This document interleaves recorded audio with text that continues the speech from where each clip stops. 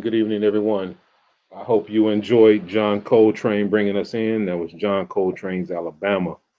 Uh, I elected to start our broadcast with the song inspired by the Birmingham bombing of four little girls in 1963 as a response to the civil rights Birmingham movement, which was one for voting rights. And so I thought John Coltrane would do good to set the mood and set the moment to remind us that there have been many sacrifices made for us to have the right to vote. People have lost their lives for us to have the right to vote. It is not just a civic duty, it's almost a rite of passage, a respect to the ancestors to engage in the political process. And outside of that, it's also important that we who are engaged in the political process also be educated about who we're voting for and why.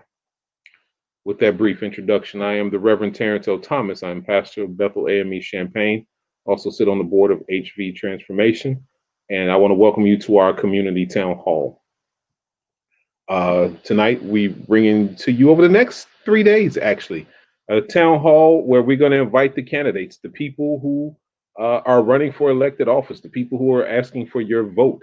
We're going to do it at the same time, 5 o'clock every night. We're going to do it from at least the first 2 nights from Bethel's page, my personal page, and a special shout out to the Urbana-Champaign Independent Media Center, who are so broadcasting this from their page.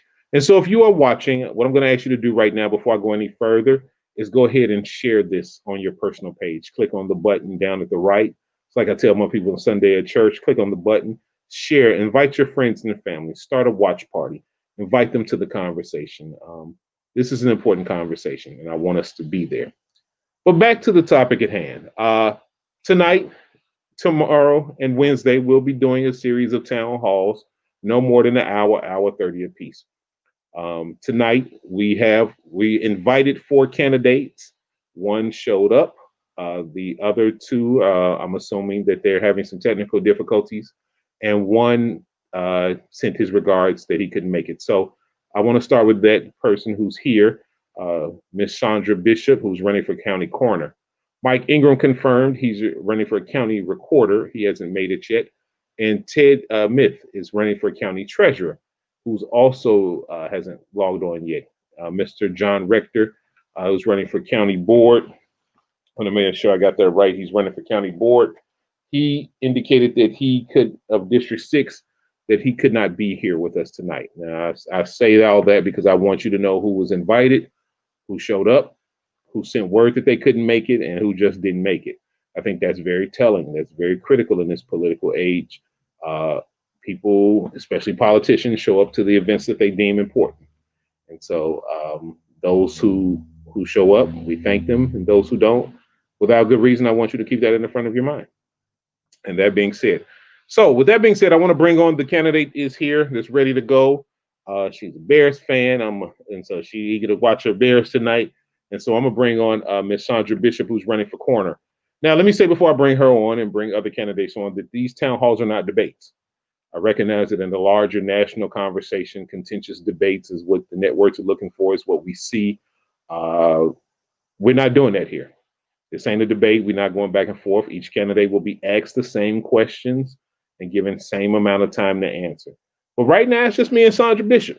And so she going to have a little more time than others to engage. And so I'm going to bring her on. Sister Chandra Bishop, welcome. Welcome to our community town hall. Thank you for honoring us with your presence. Hello and good evening, Reverend Thomas. Thank you for having me on. And I look forward to speaking with you and getting into what a coroner does and why I'm running. So Okay. you've got my Well, evening. all right. Well, first question. We're gonna keep it simple. First question is this: tell us about you, who you are, and where you're from.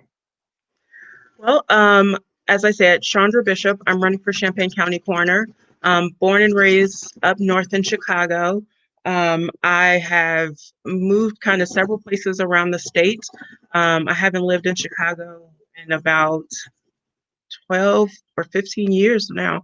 Lived in Springfield for a bit, lived in Quincy, made my way here, kind of traveled a little bit over the state for school, and found Champaign County to be my home. And so I've been here a few years now, and um, sorry, my dog is making a lot of noise right now. And so I have been here a couple years, and I've been working in public health for nearly the last decade. And so that is my passion lies in people and helping others when they may not know how to help themselves. And Okay. so that's where I find my niche to be. Okay. I'm gonna pause at this moment. Mike Ingram just hit up backstage. So I'm gonna bring him on. Welcome, Mike. How are you? You all right this evening? I think I'm doing okay. Is audio coming through? Audio is coming through. Okay. Yeah. Yeah. Sorry, I was coming in. I thought I was coming in at 5:30, so I hadn't logged in yet. I was like cleaning up stuff. No worries. As I was indicating before Ms. Bishop was speaking, I was just setting the ground rules for tonight. This isn't a debate. This is it's almost think of it as individual answers. You all are in the same space. Unless somebody says something totally out of left field, I do not expect for you all to debate. But the first question was asked, and I'm gonna give you space to answer it. Tell us a little bit about you. Don't go into what you're running for yet, but tell us a little bit about you, your background, where you're from, and who are you? Okay. Yeah. I'm sorry. Chandra, did I cut you off? Were you still talking? You're good. Go ahead. Okay. Go ahead. All right. Yeah. So my name is Mike Ingram. I'm a resident of Champaign, Illinois. Have been for about 20 years now. My family's from Vermilion County, but I grew up as a Navy kid, bouncing around the country. So when my stepdad got out of the Navy, we landed back here in Champaign County, and I've been here ever since high school. So I'm currently elected to the Champaign County Board. And sit in District 6's one of the two District 6 seats. And let's see about myself. Married. My wife is a dentist. I am a musician and mostly traffic in the arts. Although I also teach at University of Illinois' summer youth music program.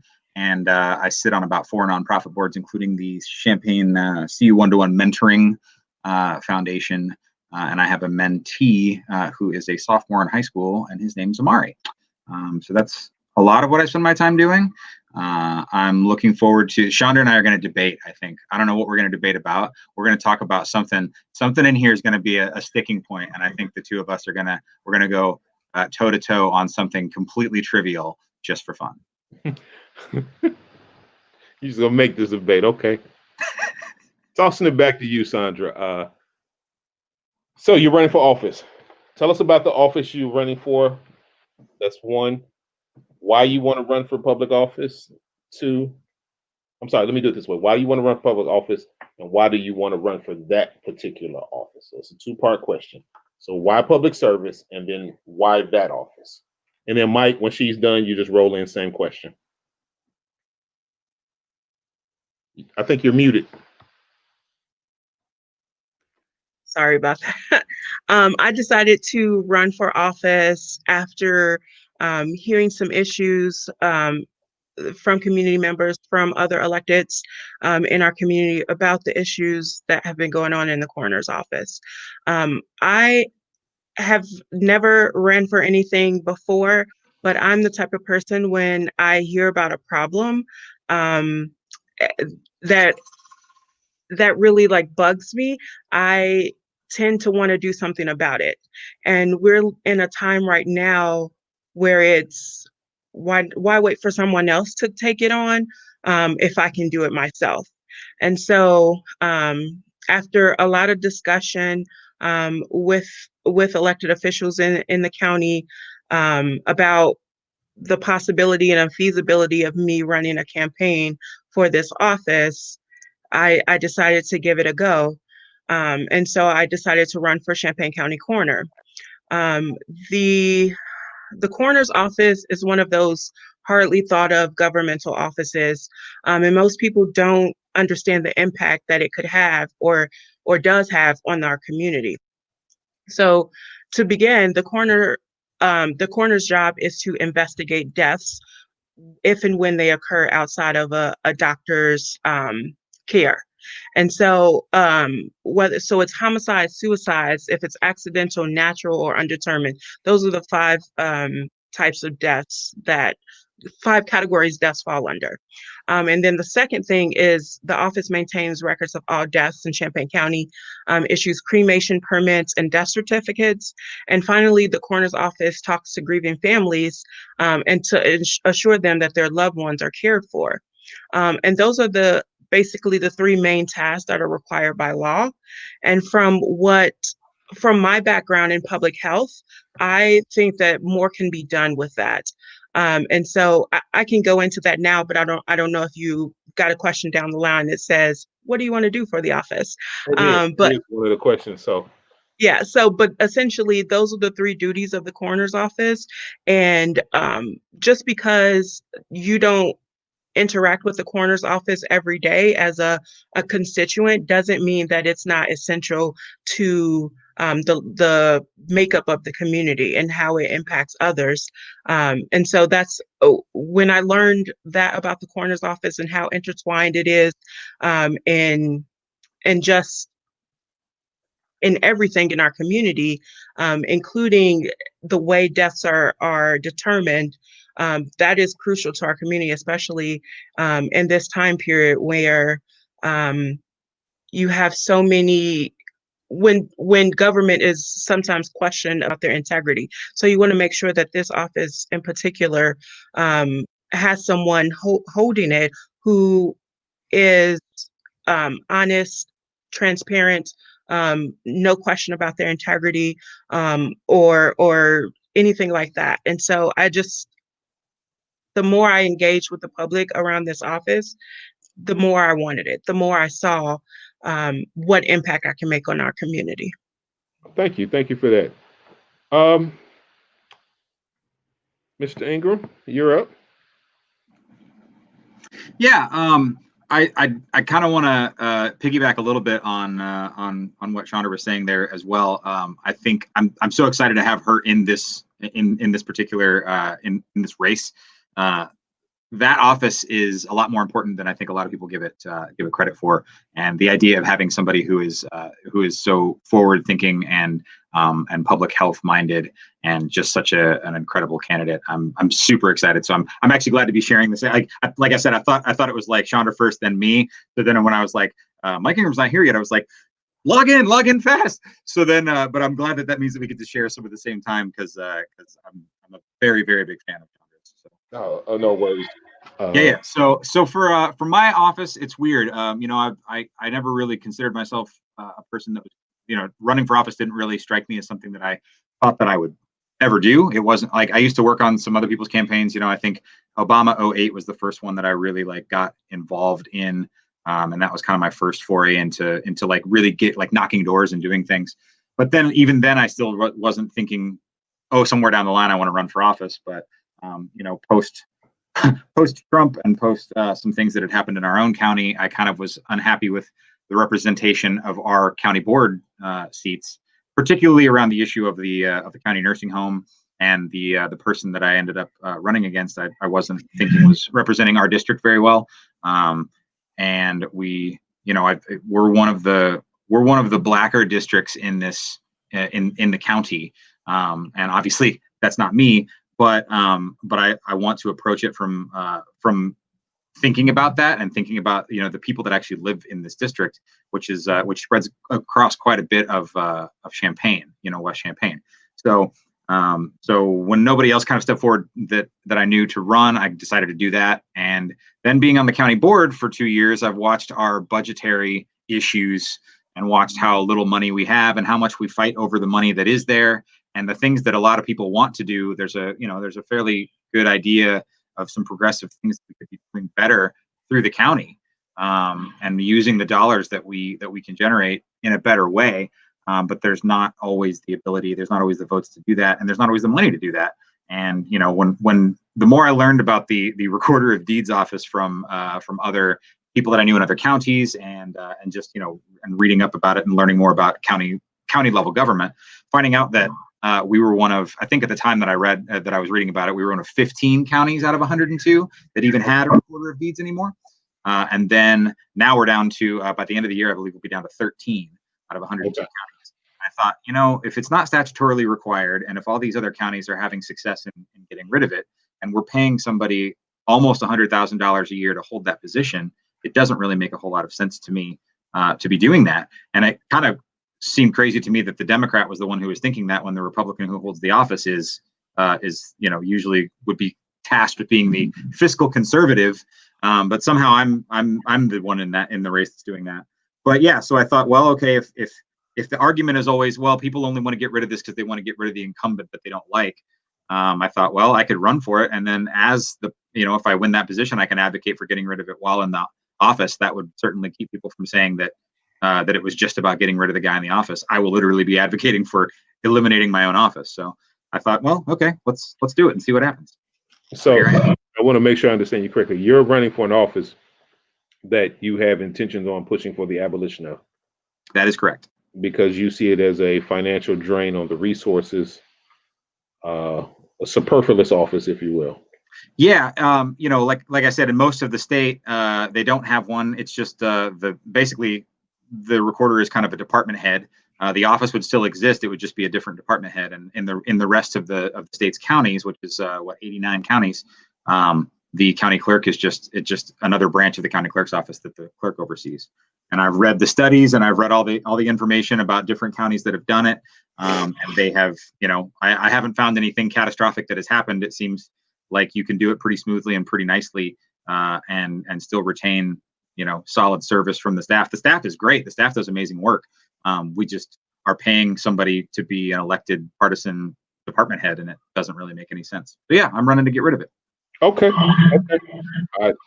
That's very interesting. I've never seen that before, and I've been around the political block. I'm from Chicago, so I've been around the political block. I've never seen anybody run for a job to say, I want to get rid of it if elected. Okay, no judgment. One of HV's things is talk about high hope areas impacted by violence, areas that are low resourced, oppressed, need help. How can your particular office be of service to a high hope area community? So you meet somebody that's from one of these high hope areas, like where Bethel is, or one of the other high hope areas, and what are you running for? And you tell them, how do you pitch your office to these people? What can your office do for that particular high hope area, or all high hope areas? Bishop, go ahead. Well, one of the things I'm running on is the coroner's office being more involved and engaged in our community. So one of the things that I see happening is conducting public and community education programs that enrich the community and save lives. And so one of the things that has really increased in this community is gun violence. And so I know most people are thinking, what can the coroner do about gun violence? The coroner's office works with law enforcement to help investigate deaths related to gun violence. And it's imperative that work gets done with care and also as quickly as possible to allow the criminal investigations to take place. And gun violence prevention is something that is also important because that affects our community and can be more far-reaching than just impacting those who are killed by the exposure of gun violence. Okay. When communities don't feel safe from gun violence, entire generations are affected. And that relates to, mothers giving birth to babies who are lower birth rates, children sleeping on the floor to avoid bullets at night. Some kids can't even, in some places can't even walk to the library, which puts them at a disadvantage at school.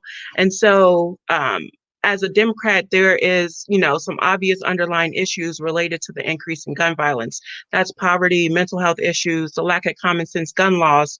And so being in a position to advocate for more community education around that, to reduce preventable deaths as it relates to gun violence, being just another figure or voice in our community that says, you don't have to live in fear of gun violence, and working with other community members who are working toward gun violence prevention.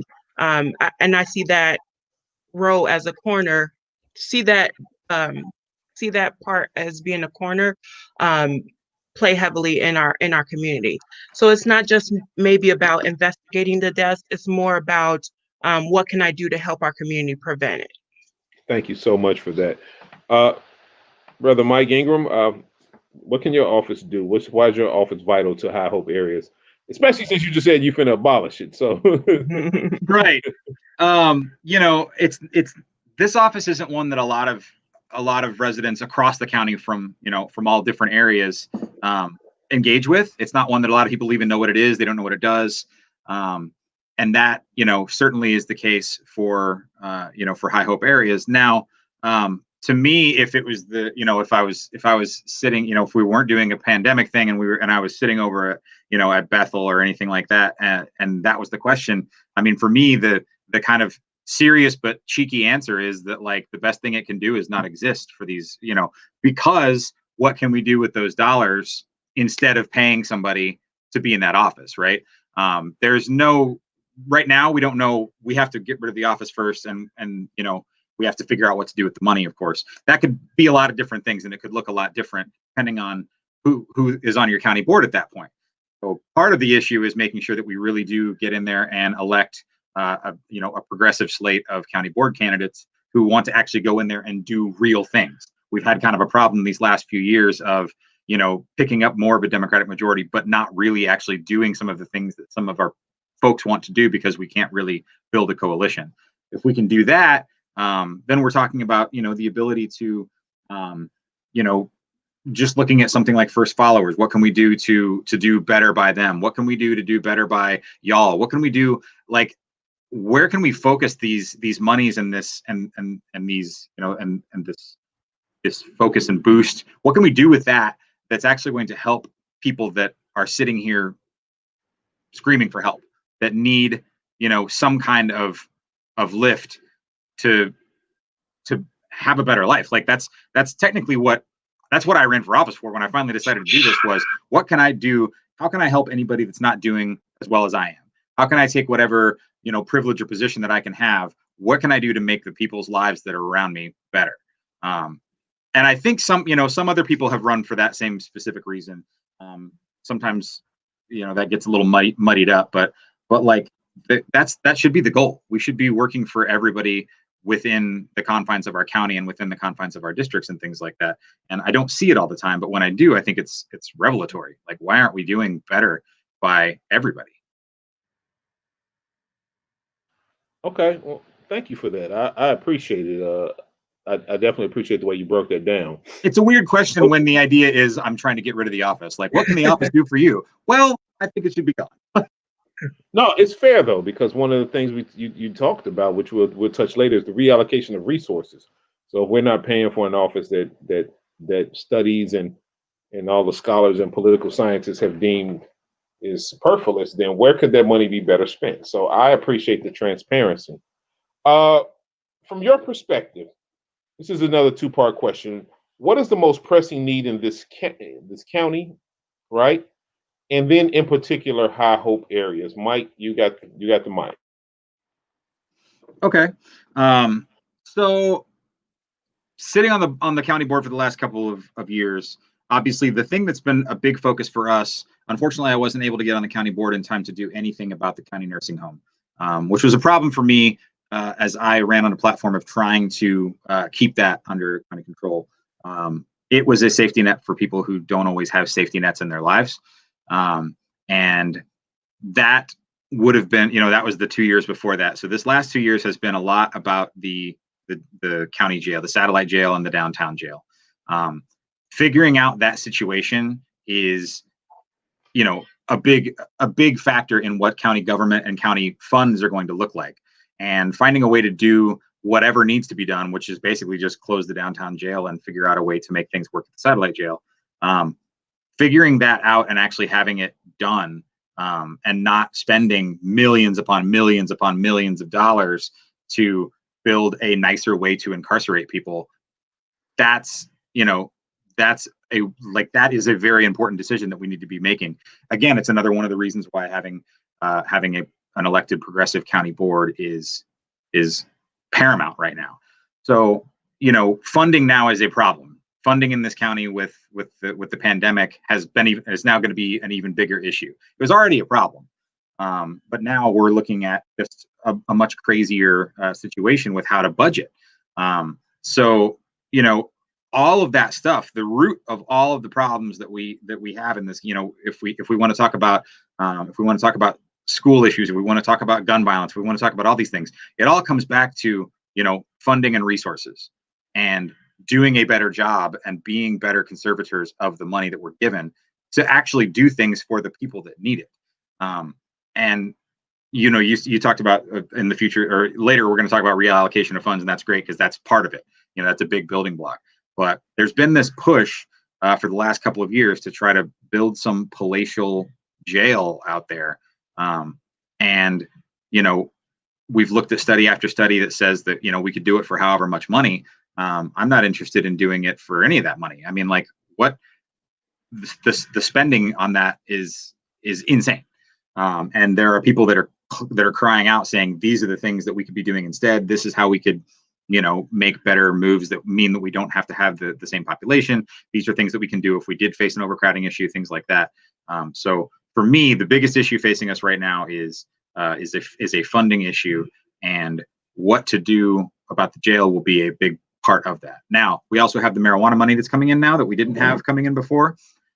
We are very, very lucky to have two county board members, Stephanie Gratato and Kyle Patterson, who worked their asses off to get us a carved out bit of that money to help staff a mental health professional with the county sheriff's office, to actually end up helping anybody in mental health crisis at the on a county call. It's a mirror of the Rantoul program that seems to be working out very well. That will hopefully be a big help in the way that people in our county engage with the police if there's a call. If you have somebody that's actually there to be a mental health professional instead of, sorry, I'm rambling on. I got no worries, because you're actually going into my next okay question. Well then I should shut up and Chandra should answer the question. Because there's a question in the comments about investment. Hold on 1 second. Okay, so I'm gonna come to that. So I'm reading all of the questions that's coming in the chat. Normally I would have somebody doing that and they would feed it to me like in a newsroom, but it's just me today. I would love to see a piece of paper get handed to you from off the screen. You're gonna get my vote because you got a sense of humor. Well, I've been talking too long, so please let Chandra answer that question. So we were talking about jails, mental health, etc. And that brings me to the question of defunding the police. Now, let me define what I mean by that, because oftentimes this definition is hijacked. I didn't say abolish the police. I didn't say do away with the police. I said defund the police. That means instead of spending $200,000 on a drone, we reallocate that money to social workers and things like that. I think the community has a right to know, what is your position on defunding the police? And then what would you invest in instead of the palatial jail? And I'm asking, I know this is an all-encompassing political question, because I think that this question shows the people your politics and how depth you are engaged in the totality of government just outside of your position. So Chandra, what is your position on defunding the police? And if it is for the affirmative, what would you spend that money on? So what I believe is in making sure that public health, mental health, and other programs in our community are funded well enough that the police don't have to constantly respond to situations they may not be equipped to deal with, Okay. and that could be dealt with by someone who is better equipped with that, to deal with situations like that. So Okay. if I I saw a kind of a visual online somewhere where it's like the police holding all these boulders with different things on them, public health, community health, mental health issues, that sort of thing. But instead of that, it being more people holding those different boulders, and it's just the police worrying about the safety and the public safety part of policing. And so I agree with the reallocation of resources, and so that there are more people well equipped to handle situations that does not necessarily require force or police enforcement and involvement. Thank you very much. Mike? Yeah, I'll piggyback right on top of that. So that graphic that Chandra was describing is one of my favorites in terms of really easily showing what the idea of this all is. The other one that I like in meme form, because I have to deal with a lot of that in my life, is the people keep crying about how like defunding the police, but we've been defunding schools and education for years. Things like, I mean, like they know what the idea for defunding is, and they just are want to taint the movement by calling it more than it is. But anyway, yes. So I went back and looked, because Smile Politely did a thing earlier this year where they asked everybody that sits on county board, city councils, and things like that to make a statement about this. I was one of 6 of the county board members, 6 of 22 county board members who did reply. And mine was in the affirmative, yes. While again, people will continue to try to hijack the idea of it, we can't begin to fix the problems that we are seeing without stepping back and realizing what all is contributing to it. Right? It's for everybody that wants to say, well, I know this officer and he's great. Okay, fine. I know several right here in town, Black police officers who have gotten into it because they thought that they could do more work from within the police department and try to change things. Now, we've all heard that sentiment before. How successful have they been? It really depends on the area, and it depends on the people that are above them in the chain of command. One of the craziest stats that I saw recently was, New York Police Department is almost correctly representative in terms of racial diversity of its police force, with what the racial makeup of New York City is. But that is when you start going up and you go from foot patrol and people that are just officers up to sergeants, the percentage of Black representation drops dramatically. When you go up to lieutenants, it drops dramatically again. When you get up to the captain level and further up, there's hardly any representation. So that tells you that they are maybe trying to tick a box or finding perfectly great qualified people, but they are not seeing the kinds of advancement that that anybody else is. And that's a problem when they are not in the rooms making decisions. When you get higher up into the chain of command, that's a problem. So we need to kind of step back and look at literally every part of policing. I was on the Champaign Citizen Police Review Committee before I got elected to the county board, had to do the ride-alongs and do all the things. Yes, mental health is a huge part of this, and that affects, it cuts across the entire racial landscape.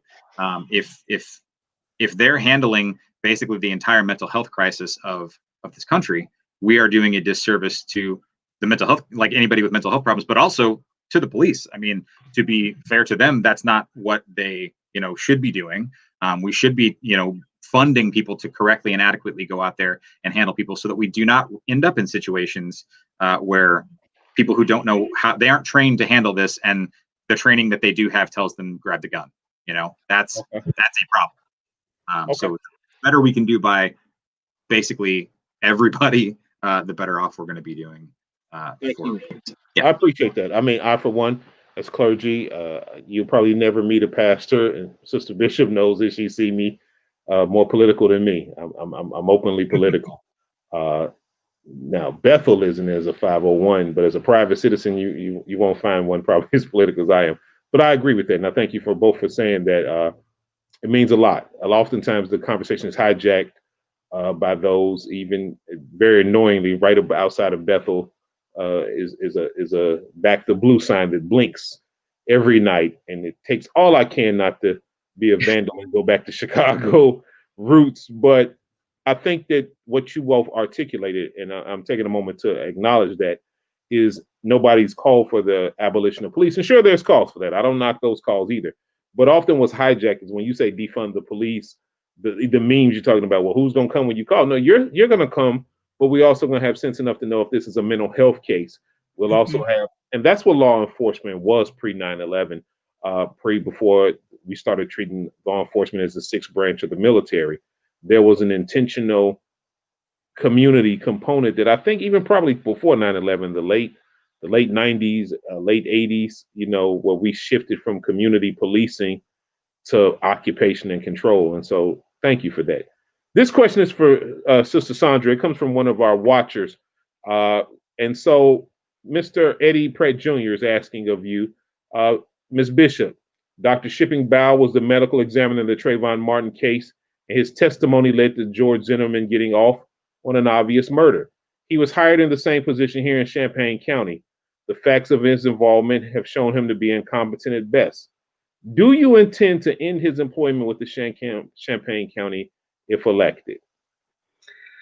First off, I was just as surprised about that revelation as everyone else in the county. I don't think that that information, even though it's been 7 years since Dr. Bao has been here, I don't think many people knew his history. Or that even he had a contract here in Champaign County. But I think first thing we need to do is get rid of the current quarter. I think the pathologist that he brought in is probably not the right fit for our community. And if elected, I would definitely be looking for a better fit. And as you may know, as I've talked about, my background is in public health. Racism is a public health issue, and I would use my platform as coroner to work to put an end to systemic biases that keep racism alive. And that would include making sure that staff in that office had the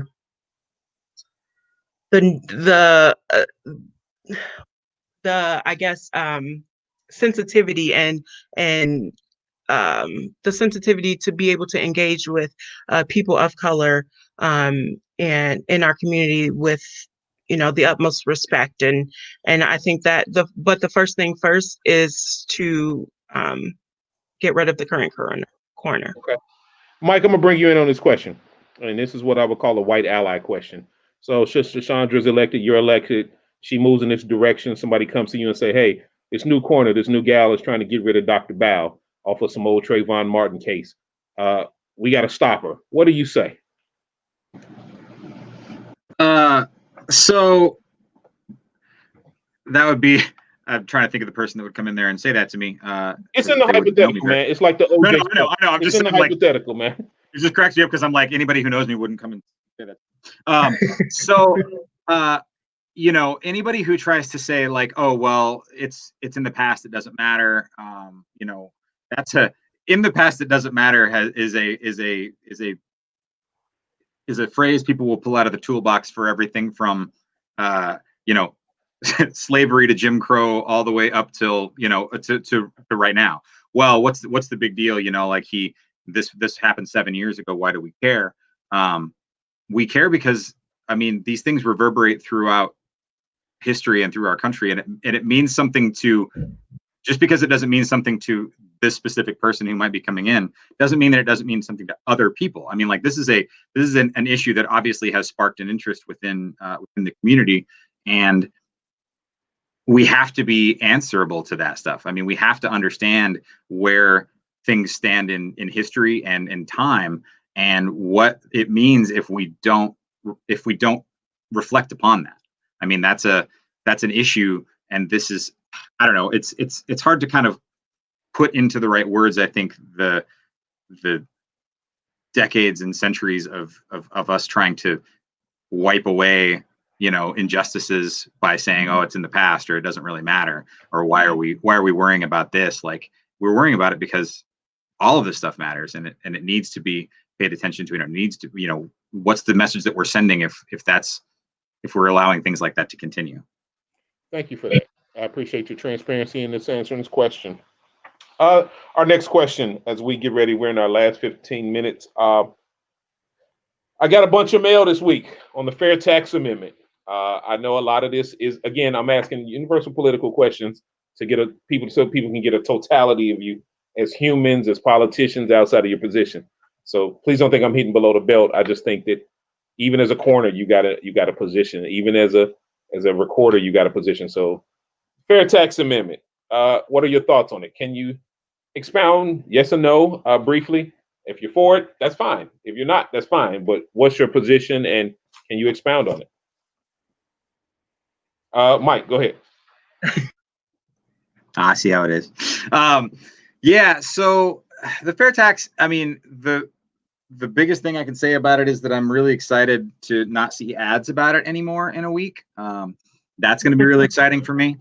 I've seen good takes on honestly on both sides of this. As a party and as a platform, I mean, the fair tax is something that's kind of that we are advocating for. I understand the hesitance within some people that of the distrust of politicians or the distrust of the system. Certainly, that has been a thing that I think a lot of people would resonate with a lot of people. Of course, what some of those ads don't really tell you when they're trying to push the negative of the fair tax is that this just changes the idea of who is affected at what rate, and this is like a progressive tax is a thing that happens in 30 some states and in the entire country. We have progressive rates. It seems very strange to a lot of people, and I would be one of those people, to tax somebody that makes $20,000 a year the same that we would tax somebody that makes 500,000 or 10 million. Now, of course, when people and I'm going to tie this to the fact that there's a lot of people that talk a lot about wanting to make America great again, right? People that chant that, they're always hard pressed to point to an exact date or a time when they think that America was great. Usually you think about the 50s, things like that, and you wonder why people think that. And there's probably plenty of racial components to that as well. But if you go back to when we were really pushing at the forefront of science and industry and building infrastructure in this country and all those things, going to the moon and things like that. Between World War II and the late 70s, the top marginal tax rate was, I'd have to go back and look in Illinois, but I want to say it was nearly 90%.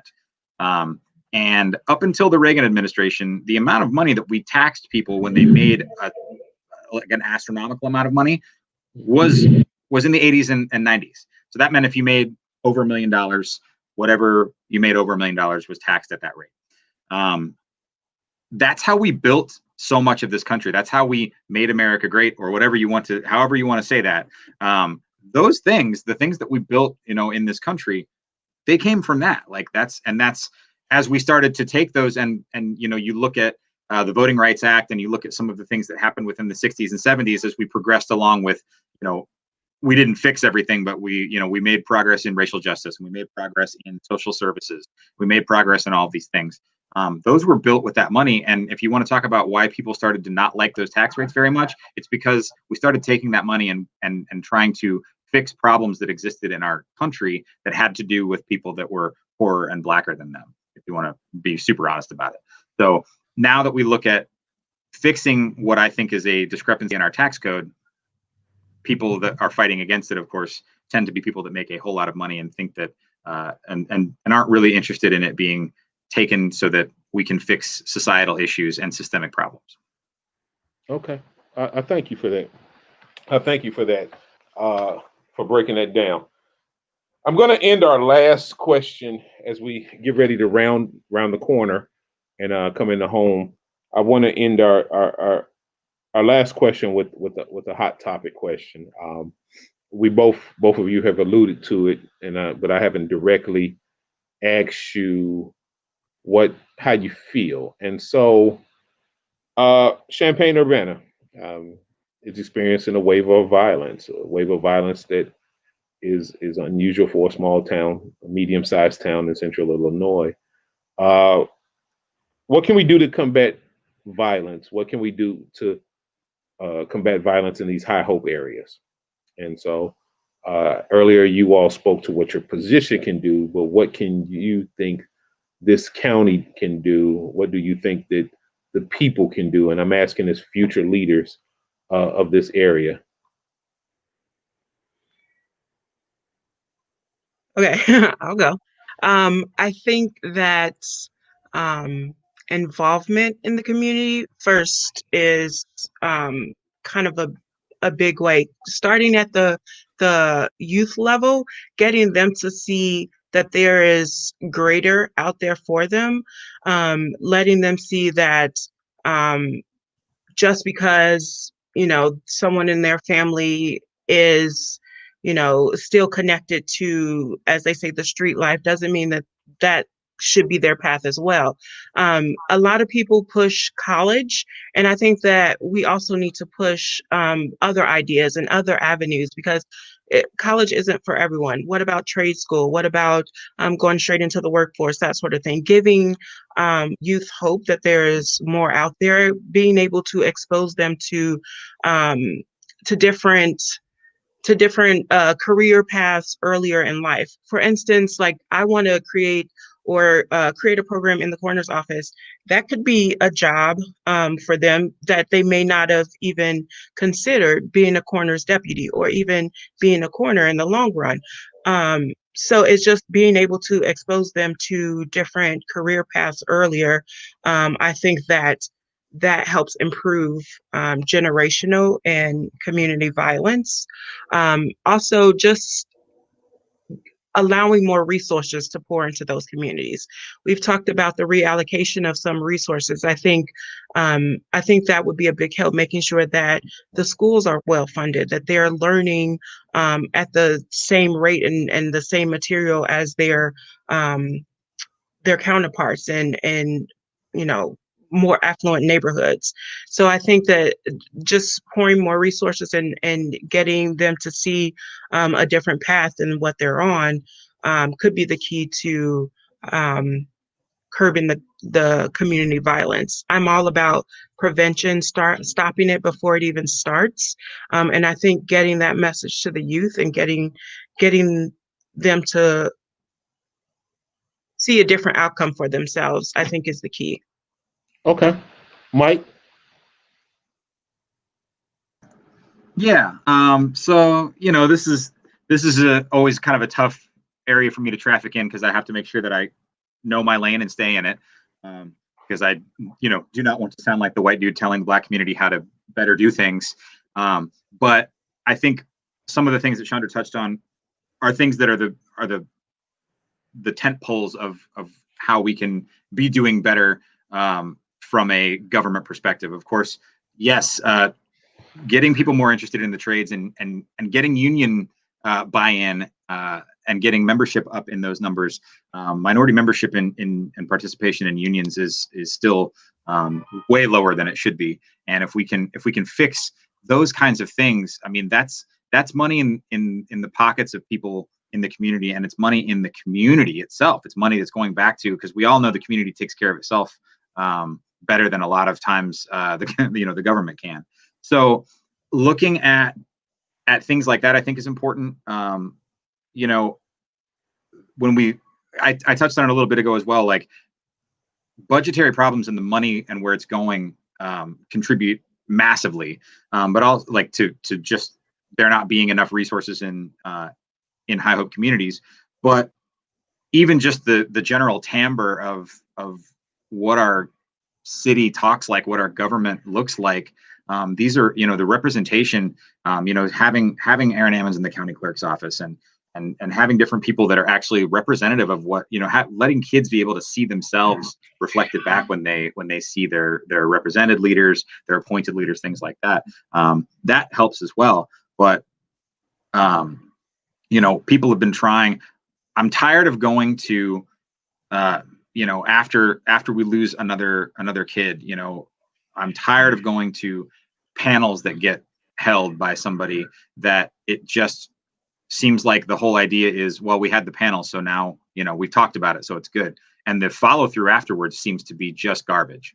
I'm tired of the events that just seem to be held so we can pat ourselves on the back saying that we had an event. We're talking about, David Sankey was killed in my district. T1 Carrington was killed in my district. Those are two very different circumstances, but neither one of those situations has ever really, we haven't fixed the things that led to those. And I'm sick of having, again, the meetings that just say, well, we need to work on this, or we need to do this, or these people need to talk to each other, or we should, we should really go for funding for this. And then nobody gets the funding for this. And I'm that, like, the follow through, if we don't have elected and appointed leaders that are actually going to do the follow through that we need for this stuff, then we need to toss them out. I'm kind of sick of the of marching in parades, or even in protests, showing up to one protest during the summer and thinking that you've solved racism, or that you've shown that you're woke, or that you care, or whatever. Like, stop just and honestly, at least a couple people showed up to those. A lot of people didn't show up to any of that stuff. So, but like, there's not enough buy-in, and there's not enough effort being put forth by most of the people that I would consider to be even decent elected officials when it comes to this particular issue. And I'm sick of it. All right. Well, look, we're near the end, so I want to thank you all. Thank everybody who tuned in for the HB Neighborhood Transformation Presents Community Town Hall, getting to know your candidates. Again, we will do this every night, Monday, Tuesday, and Wednesday. Tomorrow, we're supposed to have Jordan Murphy. We want to have Ramona Sullivan, Cindy Cunningham, and Cassandra Johnson, who are going to come rock the mic. Tonight, I got to give a special thank you.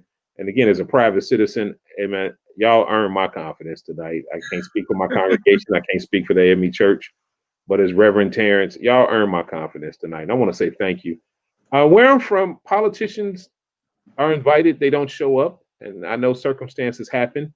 If it's a tech issue, we did switch platforms. I get it. We can talk about that. But I think it speaks volumes when invited to not the big events, but when you come to the smaller events, the people on the ground. See, everybody goes to the NAACP. Everybody goes to the League of Women Voters. Everybody goes to, even the churches to some extent, the historical Black church. They show up to that stuff. But when a group like HV, who's my favorite nation, as Pastor Bethel, I say that they got favorite nation status. When they do something, that's where I count your seriousness at. And so, speaking of HV, I need to bring on the two men who behind the scenes. These are my young brothers. I love them. If I had brothers like them, I'd be a better man. Right now, we got William KT Brown, and I don't know where Reese is. I'm sure he's somewhere right by you. Before I play our closing out song, man, say something nice to the people that love on you and that came out to support us. First of all, of course, I want to thank both candidates for showing up. I think, Mike, you and I exchanged some thoughts through email, and maybe they became reality. And Chandra, we appreciate you allowing us to reach out to you and respond in some shape, form, or fashion. Of course, our great moderator, Pastor Thomas. Thank you, big bro. Like, no worries, man. This was excellent. And just to reiterate, some of the things that the past was talking about, and as well as both of the candidates, like, this is truly about our high hope areas. And you all decided to show up and respond was a direct response to an outcry that we was hearing in our high hope areas about knowing who the candidates was and knowing who the candidates was about. So on behalf of myself and HVNT, the whole family, we thank you. And like Pastor Thomas said, no question, you gained our support today. And thank you again. I just want to say I appreciate the work you guys are doing in these areas, because there's so often overlooked. And I appreciate your micro focus on, reaching out to the community, getting them interested in voting and making sure that they're registered. Like those are just like minor and key things that that we need to do to even start getting the engagement in the community. And I really appreciate all your work on that. So thank you. And it was a real pleasure to come out and talk with you all. Indeed, indeed. And when we open back up, you both are invited to church. I need y'all to join my church. Mike, you welcome in Bethel, brother. You've been a great member of Bethel. So, final thoughts, man. Listen, my brothers and my sisters, voting is power. If voting was not power, we would not have had to fight for centuries for the right for it. If voting was not power, they wouldn't be trying to take it from us. If voting was not power, there wouldn't be concerted misinformation about who can vote and why we should vote. Voting is power. As I said on an event on Saturday, we showed up in the summertime to take the streets back. Now we need to take the polls back. And so as I begin and end everything, I'm going to send us out with a song to inspire us on the way out. KT reminded me to do this. I wasn't going to do this, but KT said, man, give us one of them songs that you be playing for your people. And I said, okay, KT, this one's for you. I had to think long and hard for it, but we're going to go out of here with a hymn. And then, as you know, y'all drop out as y'all need be. Amen. Amen. Amen. Amen. Thank y'all. Amen. Have a great, great night.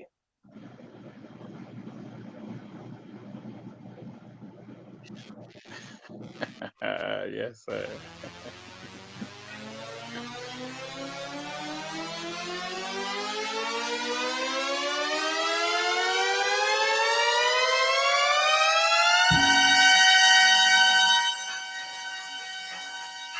For God's sake, give more power to the people.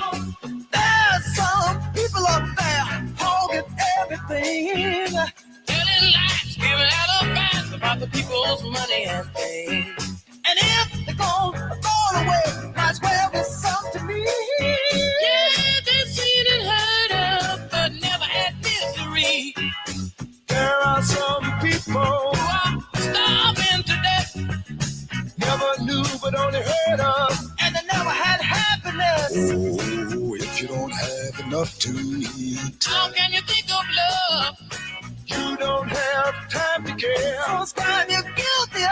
Oh yeah. For God's sake, give more power to the people. For God's sake, give more power to the people. Ooh, cut this time to see who's got the power to kill the most. When they run out of power, the world's gonna be a ghost. They know we're not satisfied, so we begin to holler. They give us a promise and throw in a few more dollars. There's no price for happiness. There's no price for love. Up goes the price of living, and you're right back where you were. So whatever you got, just be glad you got it. Now we're gonna get on up and get some more. Oh yeah. God's sake, got to give more power to the people. For God's sake, got to give more power to the people. God's sake, why don't you give more power to the people?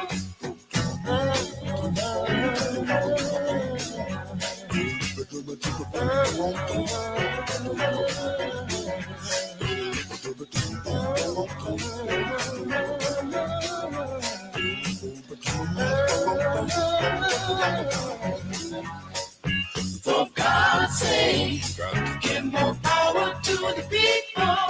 God's sake, give more power to the people.